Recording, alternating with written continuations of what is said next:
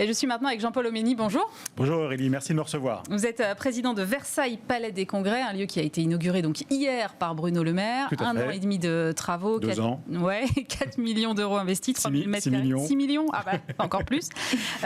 Une ouverture qui est un symbole dans un monde d'événementiel qui est à l'arrêt depuis un certain temps maintenant, on a arrêté de compter. Et en même temps qui tombe effectivement à un moment où ça a l'air de redémarrer, les discothèques rouvrent aujourd'hui, voilà, il y a eu quelques concerts, des choses qui peuvent quand même se tenir. Et d'un autre côté, le variant Delta qui monte, on nous parle du conseil scientifique qui veut remettre une jauge à 1000 personnes. Est-ce que c'était le bon timing finalement ? Alors je dirais que c'est toujours le bon timing pour entreprendre Aurélie, de toute manière. Ça, je ne vais pas vous dire le contraire. Voilà, mais au-delà de ça, oui, pour nous, déjà nous étions impatients de réouvrir parce que nous avons fait, comme vous l'avez dit, 18 mois de travaux et puis ça a un peu dérivé avec la crise sanitaire, la crise Covid.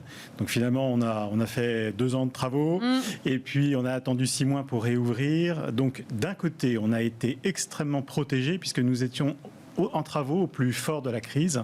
D'un autre côté, là, effectivement, on peut espérer un vrai redémarrage. Voilà, on va bien voir, on s'adaptera, on est quand même relativement bien accompagné en France. Les équipes, par le gouvernement, vous voulez dire ? Par le gouvernement, par le territoire aussi, le territoire du Grand Versailles ont été assez cléments avec nous. Voilà, sachant que le Palais des Congrès, le propriétaire, le foncier, c'est la ville de Versailles, qui nous a confié donc l'exploitation de cette structure. Vous êtes en délégation de service public, c'est ça ? On est en autorisation d'occupation temporaire. D'accord. C'est quoi justement l'ambition pour ce lieu ?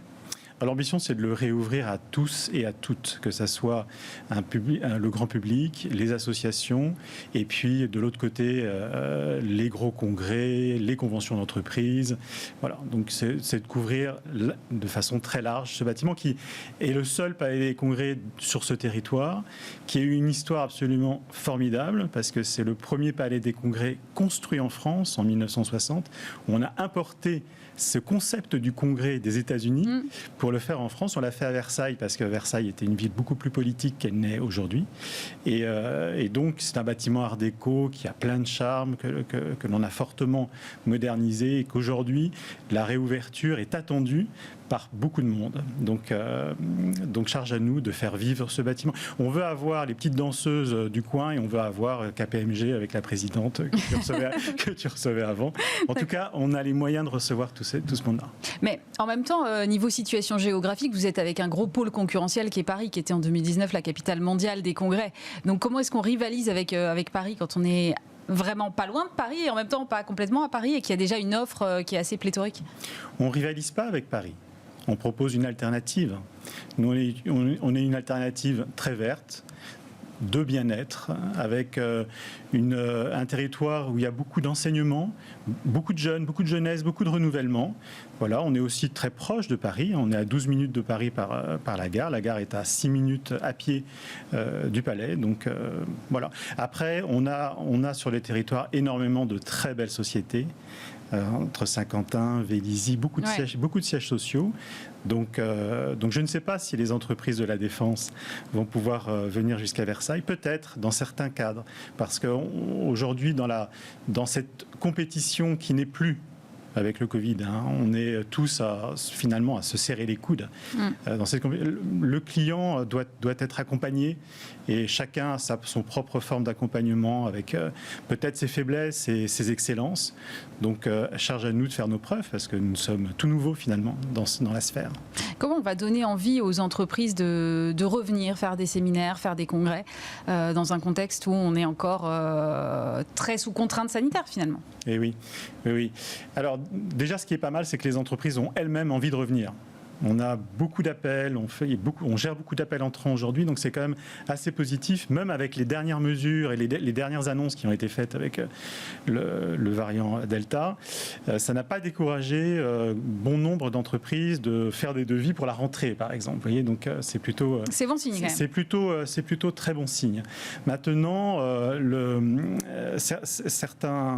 certaines études ont été faites, notamment par l'Estua à Tours, qui est une école de gestion et d'événementiel, et qui montrait que 76% des annonceurs souhaitaient revenir en présentiel. Voilà. Le digital ne peut pas tout faire. Nous sommes dans un métier où l'humain et la corde et le centre. Et c'est cette matière-là que nous gérons, que nous mobilisons, que nous animons. J'imagine cependant que vous avez prévu ce cas-là dans vos travaux. Vous avez prévu le retour, les variables et intégrer quelque part le digital. Bien sûr, on a tous intégré du digital dans nos bâtiments.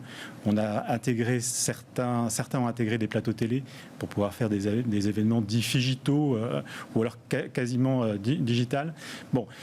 En gros, on a été obligé de se dépasser, d'innover pour pouvoir apporter de nouveaux services qui viennent aujourd'hui se cumuler, qui n'ont pas vraiment remplacé, à mon sens, le présentiel, maintenant qui apportent finalement des capacités supplémentaires à nos événements.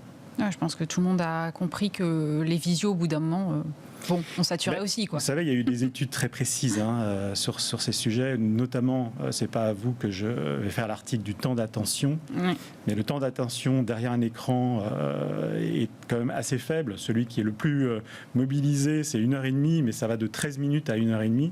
Le temps d'attention en événement, ça va de 3h à 10h. Enfin, ça n'a rien à voir. Donc, tout dépend comment... Il y a tout l'informel autour des salons, des gens qu'on croise dans les allées, on ne les croise pas dans les allées sur le digital. Enfin, on n'y arrive pas complètement quand même s'il y a des solutions qui existent. Mais... Vous appelez ça l'informel, moi j'appelle ça l'essentiel. Oui. Et l'essentiel, c'est la rencontre, c'est sûr.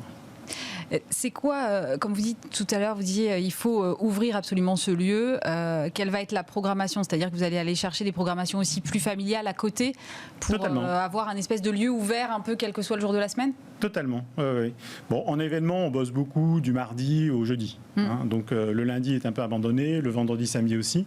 Donc charge à nous de proposer une programmation à la fois culturelle, un peu rock aussi. On va faire revivre cette scène qui historiquement a eu beaucoup d'artistes. Voilà. Et puis au fur et à mesure du temps, l'économie a changé. C'était plus cette option-là qui était choisie. Nous, c'est un avantage aussi parce que vous savez, cette économie du culturel, c'est très compliqué parce qu'on gagne très peu d'argent. En revanche, en termes de communication pour un lieu, c'est fantastique. Parce que quand on a, je parlais des petites ballerines, mais quand on a les petites ballerines qui viennent, on a leurs parents.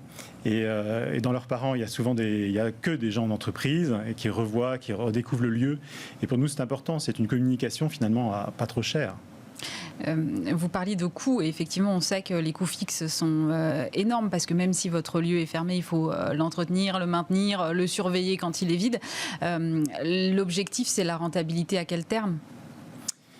Bon, l'objectif, c'est déjà de redémarrer.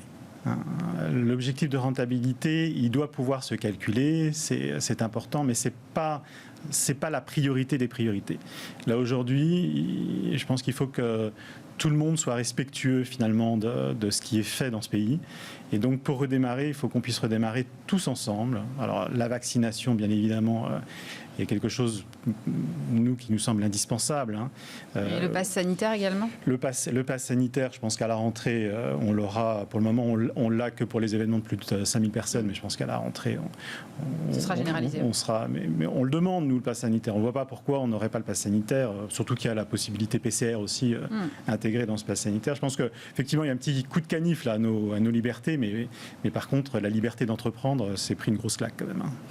Vous parliez tout à l'heure d'endroits verts, de lieux verts. Ouais. C'est vrai qu'il y a une grosse attente aussi de la part des consommateurs maintenant quand ils vont dans des événements d'avoir un aspect RSE compatible avec ces événements-là. Comment est-ce que vous avez appréhendé cette question ? Bon, alors c'est ça de différentes manières. D'abord d'une manière très basique, c'est-à-dire du bon sens. On a 90% de nos fournisseurs qui sont dans un rayon de 5 km. 5-8 km. On a un équipement qui permet à nos clients de ne pas avoir beaucoup de déplacements, beaucoup de montage. Tout peut se faire en interne parce qu'on a énormément équipé le lieu. Donc ça, c'est pour nous le bon sens. Après, dans un second temps, il y a les normes. Il y a la norme 2021 qui est assez intéressante quand même, parce qu'elle est à la fois... Je ne la connais pas, j'avoue. Ouais, c'est à la fois sociale et à la fois dans les pratiques d'exploitation. Donc ça, c'est une démarche qu'on entreprend. On n'est pas encore normé, mais on est sur ce chemin-là de la norme 2021. Merci beaucoup Jean-Paul Omeny. Je rappelle que vous êtes donc le président de Versailles Palais des Congrès. Merci d'avoir été avec nous. Merci Aurélie.